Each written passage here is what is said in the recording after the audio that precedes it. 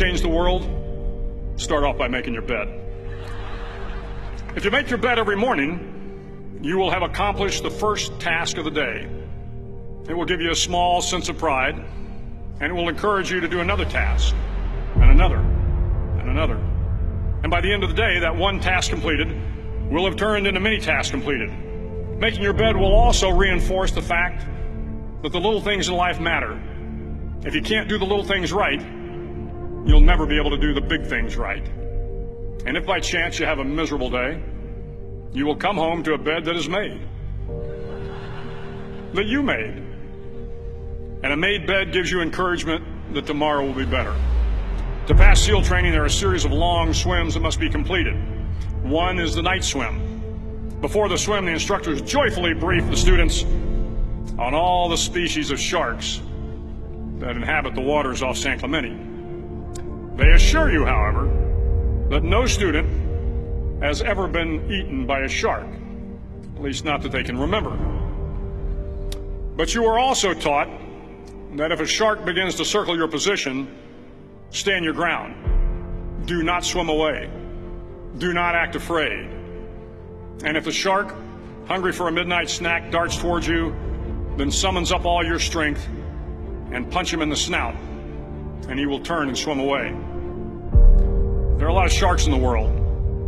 If you hope to complete the swim, you will have to deal with them. So if you want to change the world, don't back down from the sharks.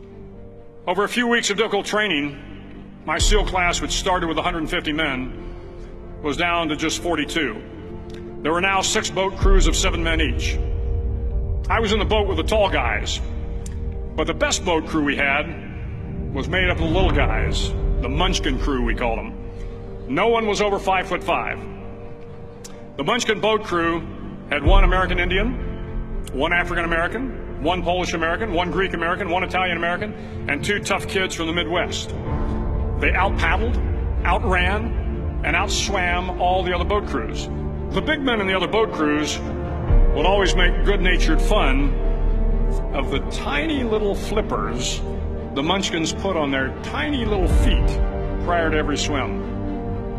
But somehow these little guys from every corner of the nation and the world always had the last laugh, swimming faster than everyone and reaching the shore long before the rest of us. SEAL training was a great equalizer. Nothing mattered but your will to succeed, not your color, not your ethnic background, not your education, not your social status. If you want to change the world, measure a person by the size of their heart, not by the size of their flippers. The 9th week of training is referred to as Hell Week. It is 6 days of no sleep, constant physical and mental harassment, and 1 special day at the Mud Flats. The Mud Flats are an area between San Diego and Tijuana where the water runs off and creates the Tijuana Sloughs, a swampy patch of terrain where the mud will engulf you. It is on Wednesday of Hell Week that you paddle down to the Mud Flats and spend the next 15 hours trying to survive the freezing cold, the howling wind, and the incessant pressure to quit from the instructors. As the sun began to set that Wednesday evening, my training class, having committed some egregious infraction to rules, was ordered into the mud. The mud consumed each man till there was nothing visible but our heads. The instructors told us we could leave the mud if only 5 men would quit. Only 5 men, just 5 men, and we could get out of the oppressive cold.